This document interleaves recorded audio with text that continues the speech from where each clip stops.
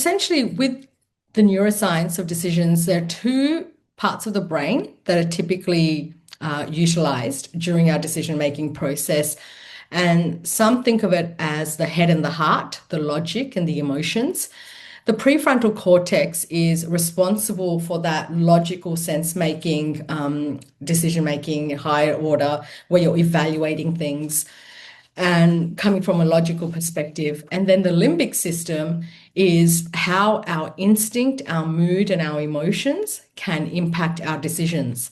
And they do have an influence over how we make our decisions. And sometimes what that leads to is conscious or unconscious biases that we have formed over time through our belief systems, our experiences, what our preferences are, what our fears are, etc. So some of these biases, the impact that they can have, we'll look at three key areas of impact that they can have, and there is a lot more that we won't go into.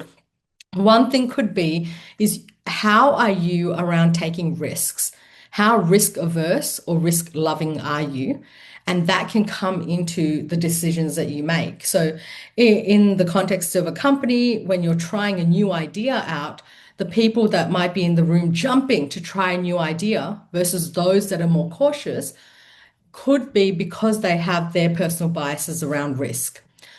Another thing that it could lead to is under-escalating or over-escalating decisions. So if you have a tendency to second guess yourself a lot and you're afraid to make decisions where you feel like you have to consult a lot of people for decisions that you should actually be comfortable making, then it could be because of your past experience and you have a tendency to over-escalate decisions.